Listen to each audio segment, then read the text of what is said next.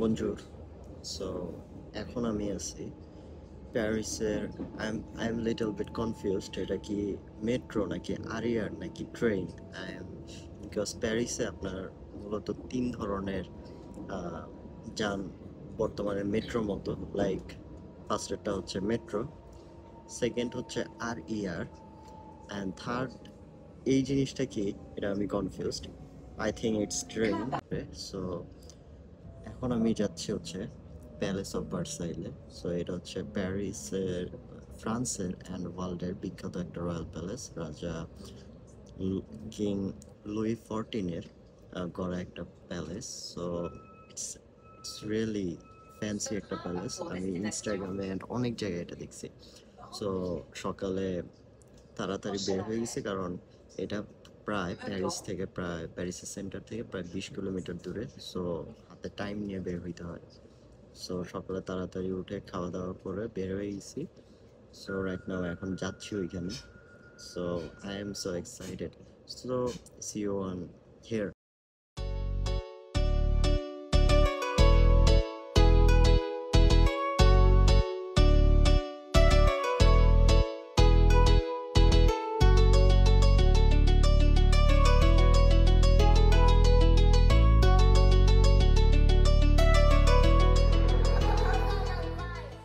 বনজুর from ফ্রান্সের সবচেয়ে বিখ্যাত অ্যান্ড ঐতিহাসিক জায়গাগুলোর মধ্যে একটা প্যালেস অফ ভার্সাইলের সামনে থেকে। সো রাইট নাও এখন আমি আসছি প্যালেস অফ ভার্সাইলের হলওয়ের সামনে। সো এটা হচ্ছে প্যারিসের সেন্টার থেকে প্রায় 20 কিলোমিটার দূরে। সো একটু হাতের টাইম নিয়ে বের হওয়া লাগবে। এটার এন্ট্রি স্টার্ট হয় 12:30 থেকে। অ্যান্ড আপনার যদি রেসিডেন্স হন, অথবা আপনার যদি একটা long term temporary residence card থাকে, তাহলে এখানে ফ্রিতে এন্ট্রি নিতে পারবেন। সো আমি এখানে ফ্রিতে এন্ট্রি নিছি। অ্যান্ড নর্মাল টিকিটগুলোর প্রাইস হচ্ছে প্রায় 32 ইউরো, 25 ইউরো, এটা বিভিন্ন ক্যাটাগরির হয়। সো আপনারা চাইলে এটার যে অফিসিয়াল ওয়েবসাইট আছে ওইখান থেকে আপনার আগে থেকে যদি রিজার্ভেশন নিয়ে রাখেন তাহলে ফ্রিতে ঢুকতে পারবেন। সো দেখা যাক ভিতরে কি কি আছে।